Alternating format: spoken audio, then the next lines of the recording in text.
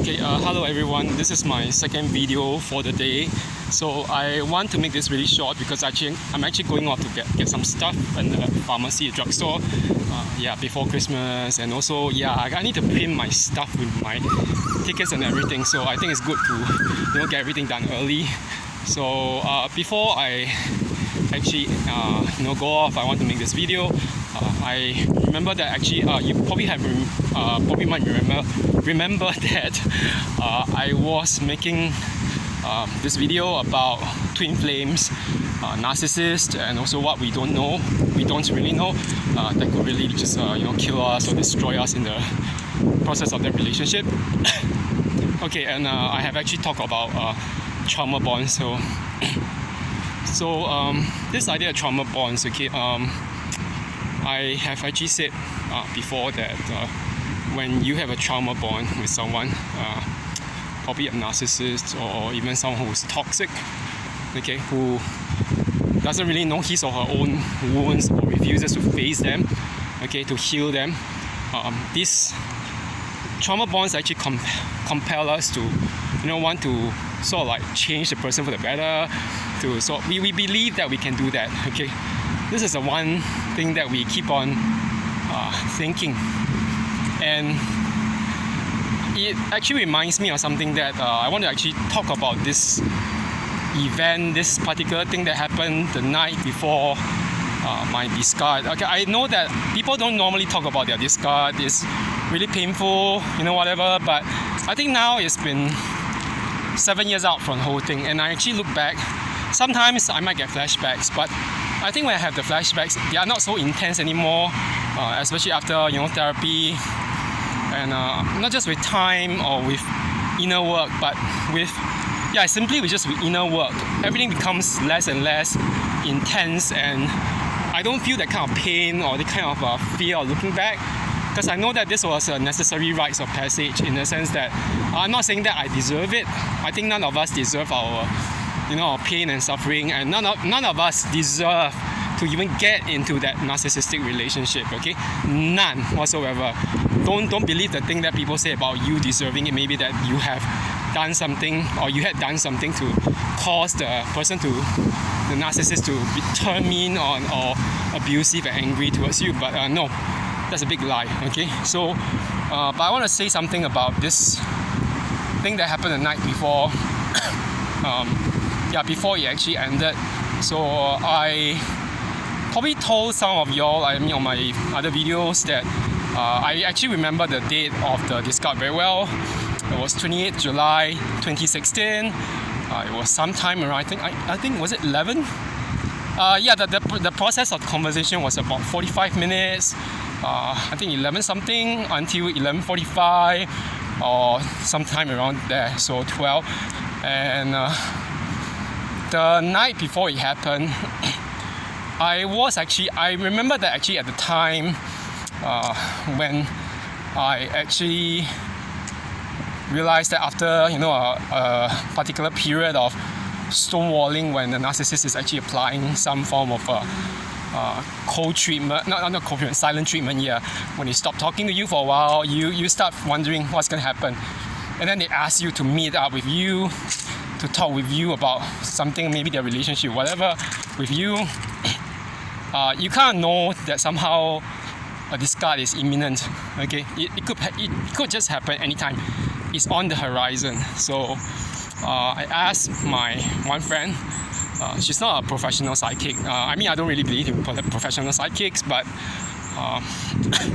she has some particular psychic predisposition, so she has a very strong intuition, and sometimes she does tarot reading. So this friend of mine, a Spanish friend who's in Canada and now in Edmonton in Canada, she's a really good friend. So I told her about this, and she did a reading for me actually. So in the tarot reading or the oracle reading, she told me there were 3 cards, okay.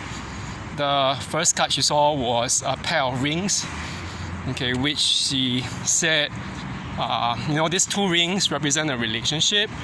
So, the other person wants to talk to you about the status of your relationship, okay, and where to go.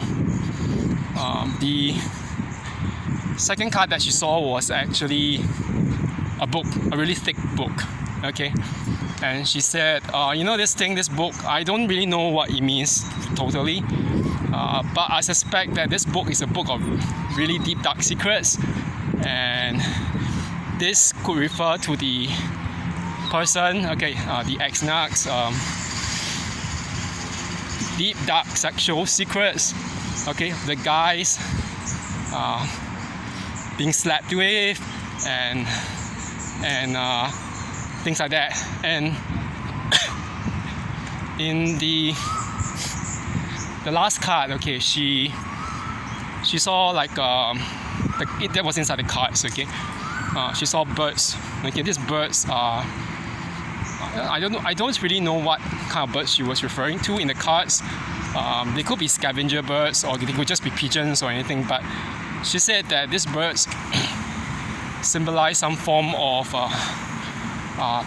some people surrounding that particular person. Then wasn't an ex, but just someone I was in a relationship with, a very unofficial relationship. But and she said these people are the friends surrounding the one you were dating, okay, and these friends carry malicious gossip, like the chirping of pigeons, all these sounds, when birds chirp, they spread from bird to bird, things like that. Mocking jays and jabberjays. Now that I can't remember. Now that I'm reminded of it from the Hunger Games. So she said, there are two things that she said. Firstly,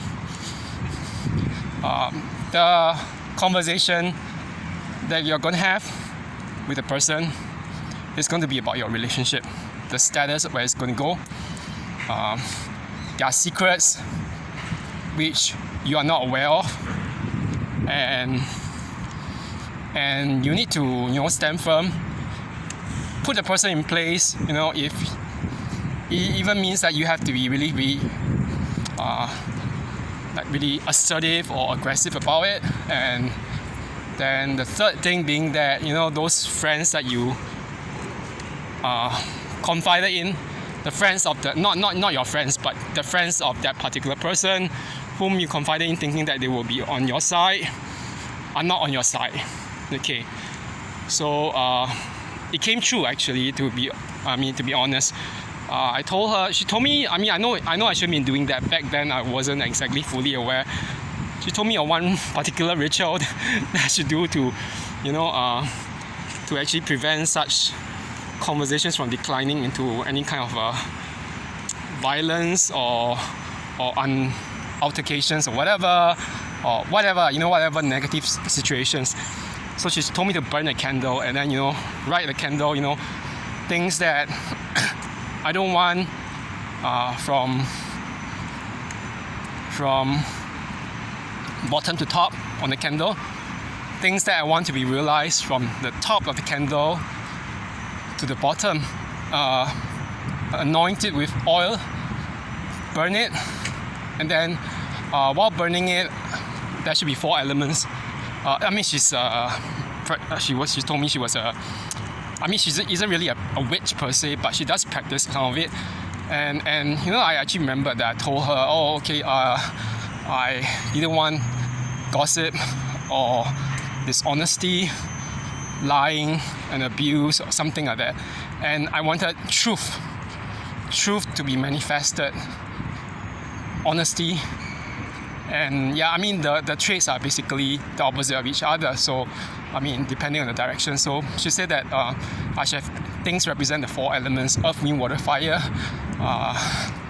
So the candle, like there can be an incense stick, a bowl of water, and a pinch of dust or salt or earth. Yeah. And either way, that was what happened.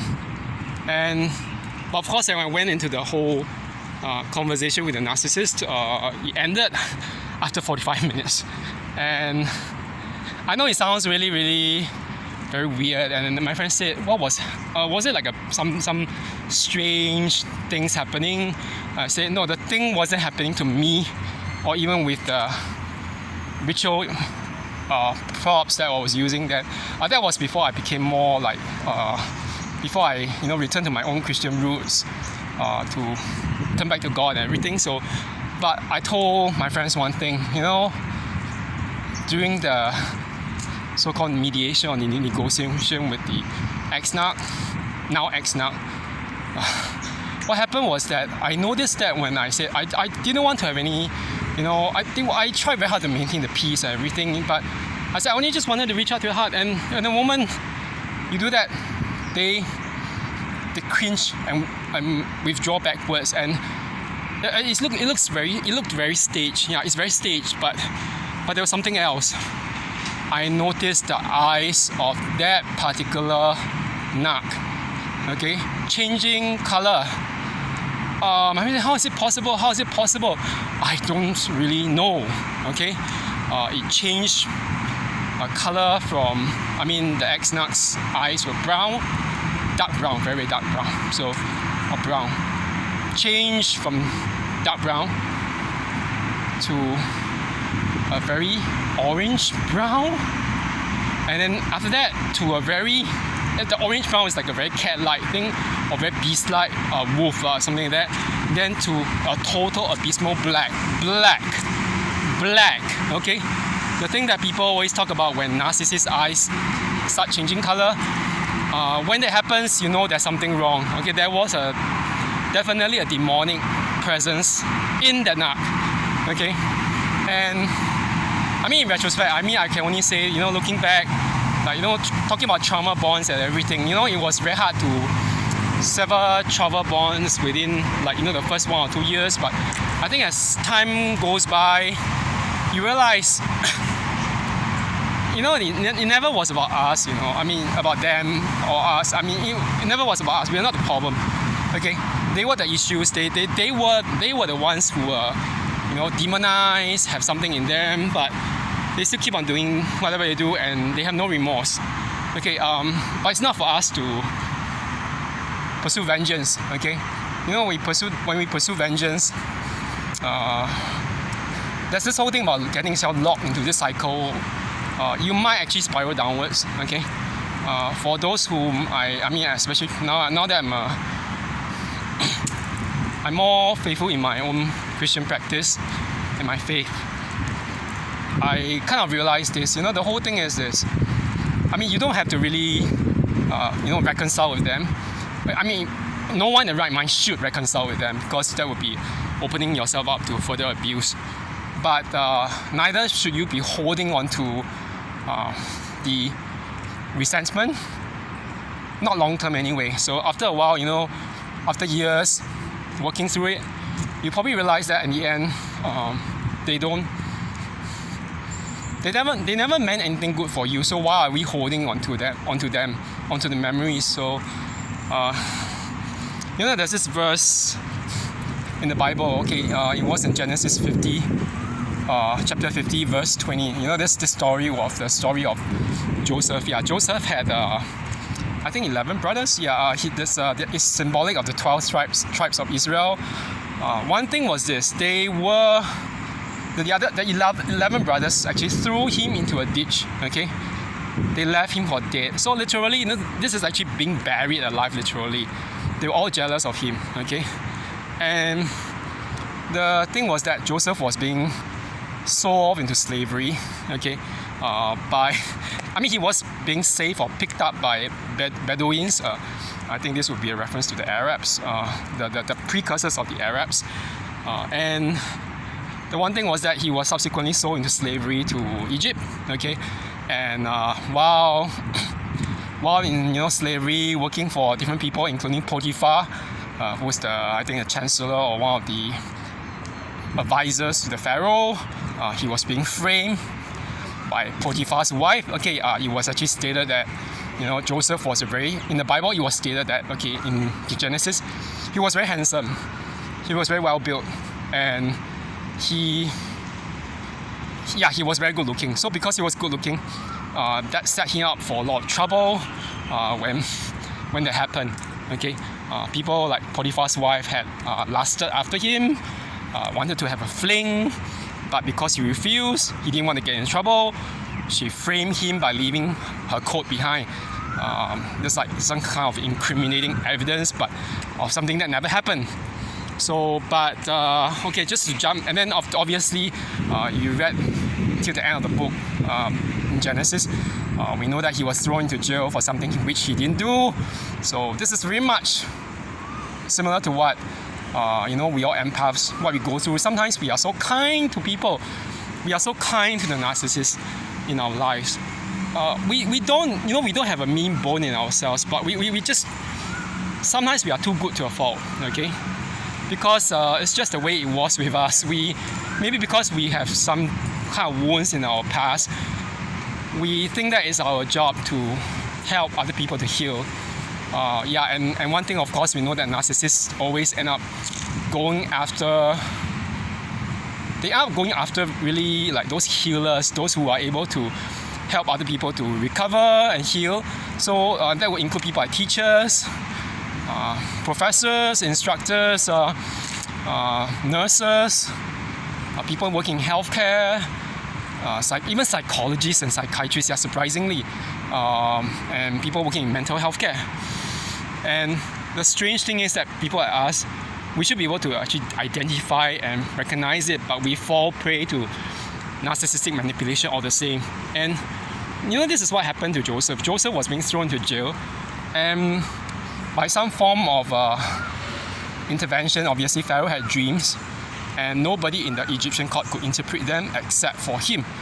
And because of that, Joseph subsequently was being vindicated because he interpreted certain things which in a dreams of the Pharaoh, which actually saved not just the Egyptians from years of famine, but also he also ended up saving his father and the tribe of Israel, the people, who were in Egypt. So there was something that was being said in Genesis chapter 50, verse 20. You intended, let me just read out that quote. That quote in Genesis 50:20 in the book of Genesis. This is Joseph speaking to his brothers when he actually reconciles with them. They realize, after going to Egypt, asking for help, and realizing that the brother whom they left for dead was actually next in command after the Pharaoh. So basically, there was nobody else on top of Joseph except the Pharaoh. In terms of authority, political authority. Joseph just said this to his brothers when he forgave them. He said, "But as for you,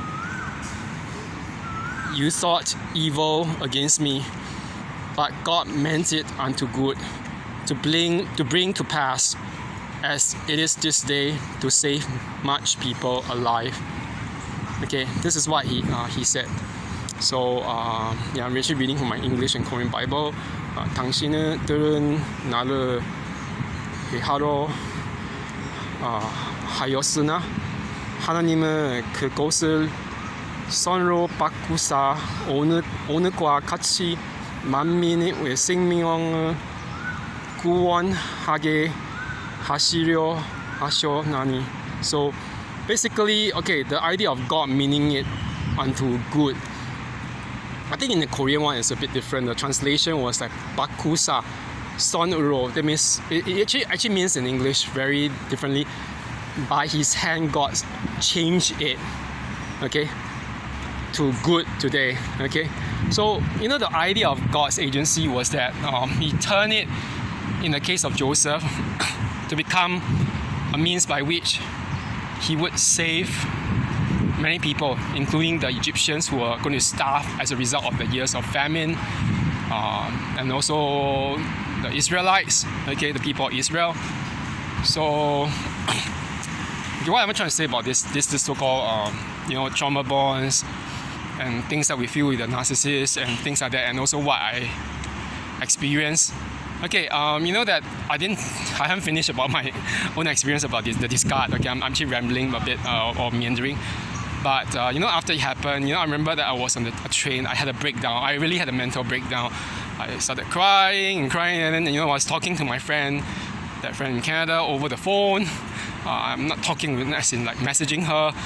And she said, "So Kevin, I'm so sorry you had to go through this. This is, it's not your loss, you know." And she said something that kind of made me realize some things. She said, "You know, Kevin, when I was drawing out the cards for you, I actually saw 3 cards dropping out, okay? The 3 cards actually represented love and loss. I didn't want to tell you about that, okay? That's just what she said. I didn't want to tell you about that because I thought it was just your fears. And I didn't want your fears to come true, okay? She's a really good friend, so she just said that. And she said, you know that, but you know what, now that it's happened,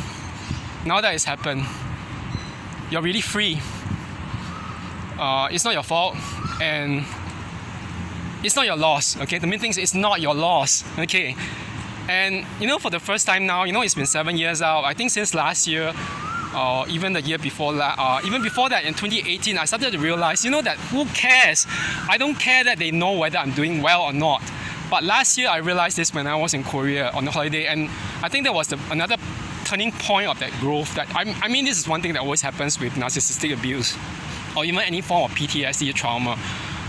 The psychologist told me that, you know, you have all these kind of trauma bonds and all this stuff, but the bonds are things that we are trying to break. She's helping me to break it and break the triggers. But she said, you know, that one thing is this: after all these traumatic or traumatizing events, that's also the point when we start experiencing post-traumatic growth. Okay, so I think that this is actually very true, especially after, I don't know how to express it to people who just see me, you know, on my social media, like friends and acquaintances. They think, oh wow, this guy, he looks like he's changing a lot as a person. From that, I mean, he's not that I was ever in bad shape, but he seems to be getting into very good shape. He's competing in bodybuilding, physical competitions. He's not on drugs. I'm not on drugs. So, but he's doing all these fitness modeling photo shoots. He's doing it, okay, and he's doing not just in his country. He went to do it in Korea because that's where they do it, okay. The best do it in Korea, okay, in South Korea, and they compete in Korea as well. Okay, I'm going to do it next time. Okay, but and his life, he's like, some of my friends told me, you seem to be doing much better in your life than before. Okay, and you know, the thing is this. I'm still trying to phrase it in my head because I'm processing it while I'm actually making this video. The trauma bonds, I mean, now I'm still having a bit of headache from the trigger on Monday, but I think I'm actually clearing up. It's clearing up me after Monday. So I mean, after better sleep, but I think I might have to pop a bit of a Panadol just to relieve that migraine. It comes on and off, yeah. But the thing is this. We are not really going to get out of this life alive, you know. I mean, that's the truth. I mean, depending on whether you believe in afterlife or not, but this life, we only have one life to live it. Shouldn't we be living it well? And the trauma bonds that we have, you know, the thing is this. The narcissist or whoever, you know, that the rings that my friend saw on the card, the 2 rings, those were symbolic of the trauma bonds, okay? I know that people will say that, oh, these are like soul ties. I mean, maybe they were soul ties, but you know, the beginning of the point of transformation of your life is when you actually break the soul ties. You break the ring, you throw it into the fires of Mordor, if you want to use that metaphor from Lord of the Rings, okay? You throw it into the fires of Mordor because they don't belong to you, okay? They shouldn't belong to you. They have no business being in your life. You shouldn't be wearing them, okay? Because just like what it is with the ring, the one ring of power makes you invisible. Okay, yeah, it can protect you from people, but why should you be invisible? It's not meant to be like that with you, okay? You're supposed to use whatever power you have, which is intrinsic to you, to manifest yourself, not to hide yourself, okay? this is the problem with the One Ring, and even not just One Ring, but any kind of trauma bonds. You hide yourself, okay? You hide your true self, your true spiritual light within, okay? So don't ever do that, okay? And I think it's the time now to grow, keep on growing, keep on being a better person. I realized this after years and years of inner work, rumination, light and darkness. They don't have fellowship. I mean, that's the truth. I know I'm speaking in very metaphorical terms, the idea, but it's true. Narcissists are evil. They are who they are. They don't have. I'm not saying that they don't mind. Maybe they have some, good parts to them where but they don't use it for good. Actually, they don't use the good parts in them for good. Overall, they are still evil because they choose to use the good parts that they have within some parts of them to perpetuate evil. So, meaning what gives? Are we going to minimize ourselves for them to abet the evil? No. Okay. I think we start with saying no. I don't want any part with this. I don't want any part with this. Okay. Bye bye. Bye. No thanks. Okay. Okay. Anyway, that's it for now. And I've been talking for quite a while. I've been walking quite a bit as well. So anyway, have a good one, everyone, and I'll see y'all again, okay, when it comes around to it, okay, and it looks like it's going to rain. Okay, bye bye.